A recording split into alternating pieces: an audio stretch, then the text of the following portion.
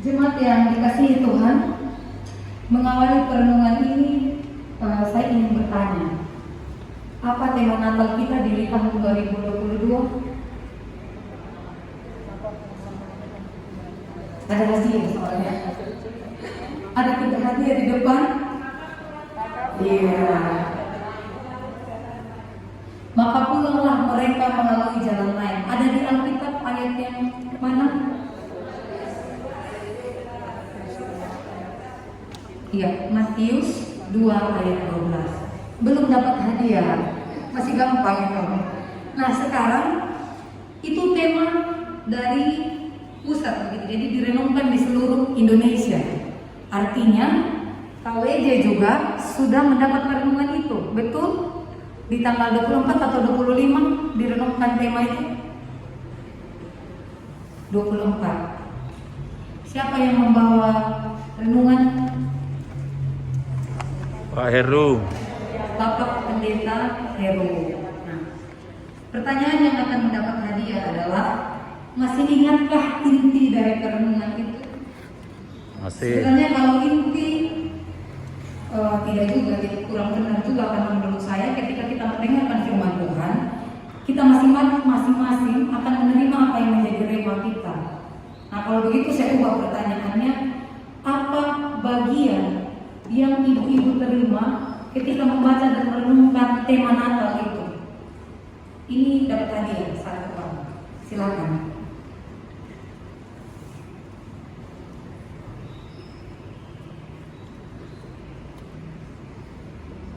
Mungkin kalimat pembukanya yang saya dapat dari perenungan waktu itu apa? Yang saya dapat, ya. Rema bagi saya secara pribadi dari tema itu adalah seperti itu. Silakan.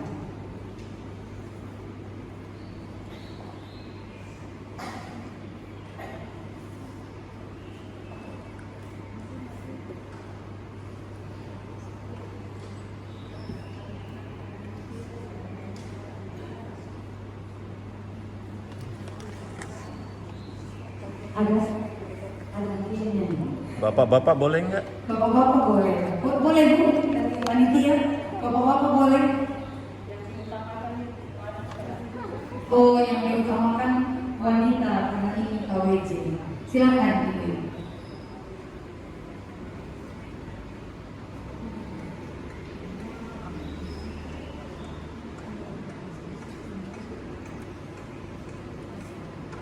Satu kalimat saja tidak Pak.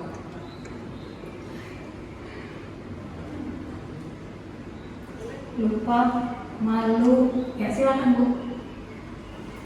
Yang keras.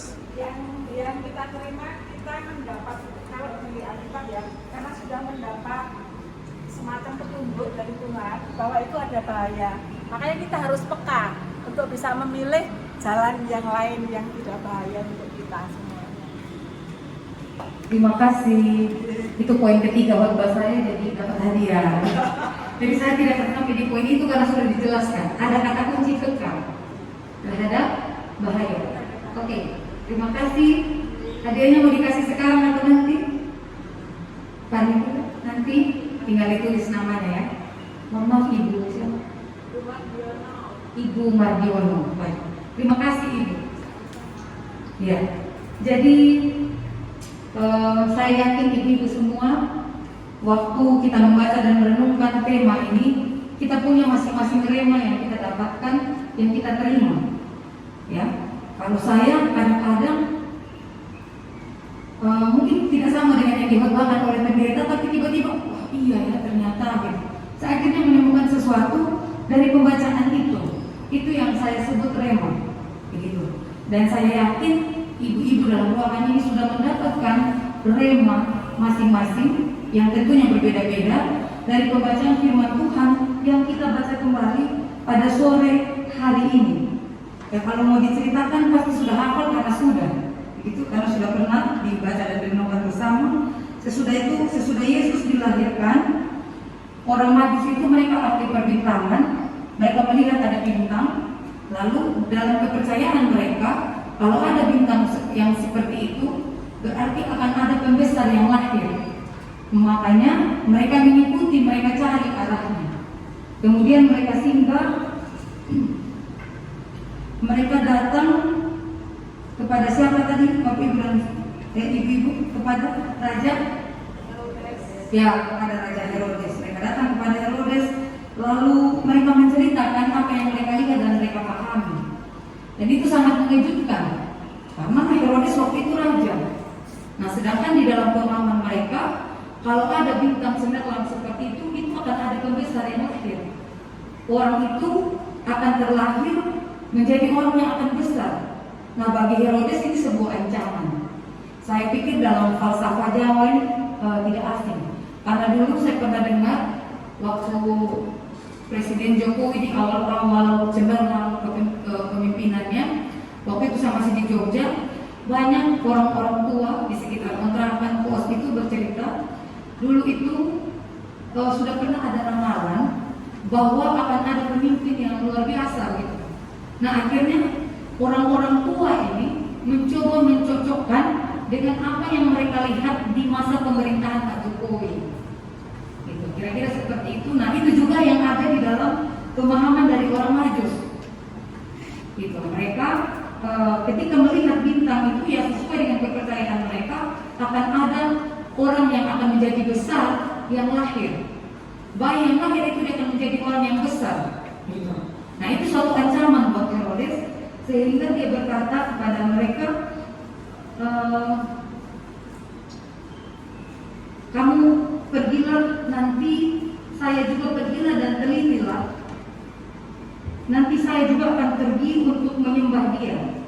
Sesudah kamu di ayat yang ke-8, sesudah kamu menemukan anak itu, saya juga akan, Herodes juga akan pergi untuk menyembah dia. Itu jangan salah, kemarin itu jangan jadikan itu trauma, tetapi jadikan itu guru. Karena itu bisa saja merupakan tanda dari Tuhan, merupakan peringatan dari Tuhan bahwa kalau KWJ masih kekeh dengan yang begini, ya bisa jatuh kembali di lubang yang sama. Tetapi kalau KWJ cukup kekeh dengan suara Tuhan, maka akan ada jalan lain yang disiapkan. Tetapi jalan lain ini itu tidak seperti tiba-tiba ada cahaya dari surga mencoba itu jalannya ibu, tidak. Itu juga kita yang harus proaktif dalam bentuk daya kreativitas, daya cipta. Jadi ini tidak ada informasi bahwa Tuhan bilang harus ikut kiri dan ikut kanan. Tetapi pada akhirnya ketika orang Majus itu berkata dengan suara Tuhan, Tuhan menyampaikan kepada mereka ada bahaya. Akhirnya mereka dituntut untuk berdaya cipta atau kreatif mencari jalan lain. Mereka bekerja, ya. Jadi tidak hanya berdoa untuk kekal dengan suara Tuhan, tetapi bekerja mencari jalan lain. Nah, tadi contohnya kalau KWJ sudah dalam refleksi menyatakan masih jauh dari sempurna. Nah, jadikan semua yang membuat kita jauh dari sempurna itu evaluasi apa-apa saja. Jadikan itu tanda dari Tuhan. Lalu sekarang duduk bersama-sama dalam sinergi kerjasama mencari jalan lain. Kalau kita coba cara A tidak berhasil, mari kita cari jalan lain, cara B. Nah, jadi ibadah kita di sore hari ini seperti penguatan. Saya juga sudah datang di sini, berarti saya akan menjadi bagian dari KWJ. Jadi untuk saya dan untuk ibu-ibu, bagaimana mulai sekarang yang kita yakin terima kasih Tuhan. Firman-Mu di sore hari ini meneguhkan kami tidak usah trauma dengan yang kemarin, tetapi justru kami diteguhkan bahwa ada hikmat yang dari Tuhan. Hanya kami mau sadar tidak, ya, mau sadar itu apa ya, eling atau apa, untuk peka tidak terhadap suara Tuhan, untuk mencari jalan yang lain. Saya ingin bercerita sesuatu Bapak Ibu dan Ibu-ibu dan saudara yang dikasihi Tuhan. Tahun lalu saya putuskan jadi vikaris di BKS. Lalu pada banyak ide di dalam pikiran saya, wah saya mau buat ini dan itu, dan betul saya kena di gereja yang tidak ada program sama sekali, bahkan kami tidak ada rapat sampai saya selesai vikaris begitu ya. Tapi ini akan ada sesuatu, mereka punya alasannya. Nah, saya lihat ada salah satu hal yang bisa dilakukan dan itu kecintaan saya. Saya orangnya teologi praktis. Saya suka firman itu diejawantahkan dalam perbuatan, ya, terlebih dalam pemberdayaan. Maka saya melihat di Sumba pemuda itu punya potensi. Di sana kami miskin, kami kan daerah terluar, tertinggal, terdepan. Nah, pemuda gereja itu bisa mengambil bagian, saya pikir. Lalu saya berpikir bagaimana laptop belum ada, Orang habis nikah, habis baptis, kita tidak bisa buat suratnya, kita tidak punya laptop. Mau bikin slide, mau bikin apa, kita tidak punya apa-apa. Sedangkan itu pada satu sisi. Sedangkan pada sisi yang lain babi itu hewan ada. Piara kurang lebih 9 atau 8 bulan sudah bisa dapat 14 juta harganya. Maka muncullah ide dalam pikiran saya, oh bagaimana kalau kita basar dulu untuk cari dana untuk beli bayinya babi yang umur 3 bulan itu harganya 1.500.000. Maka basar-basar baru satu kali jualan dapat 500.000 untuk sumber itu besar sekali. Terus tiba-tiba ada ide dalam pikiran, online, jualan online. Begitu kok ada ide jualan online muncul, dikasih dengan harga murah, pokoknya berapa puluh pakaian hanya harga 500.000. Wah, saya langsung transfer uangnya, uang 500.000 yang bermuda tadi itu langsung saya transfer semuanya. Begitu habis transfer dia hubungi, mohon maaf barang belum bisa kami kirim, Anda harus menambah 1.800.000. Apa artinya? Dibohongi. Ini saya belum 1 minggu di jemaah, belum 1 bulan, belum full 1 bulan di jemaah. Itu, Bapak Ibu.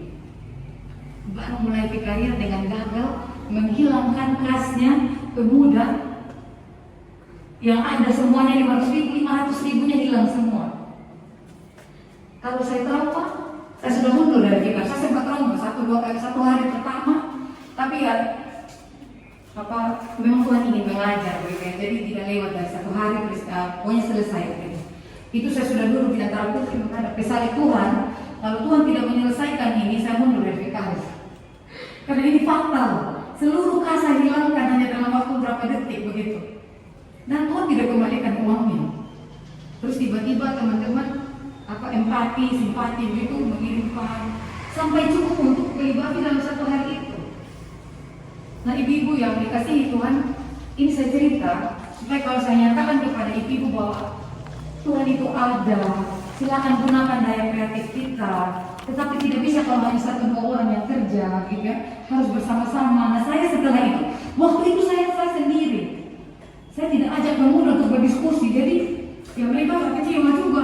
Kok ini Mbak Dok, ini Pak Vikaris ini tiba-tiba memutuskan beli online dan segala macam. Itu saya sendiri. Sampai ibu pendeta bilang mungkin kamu dihipnotis jarak jauh lah gitu.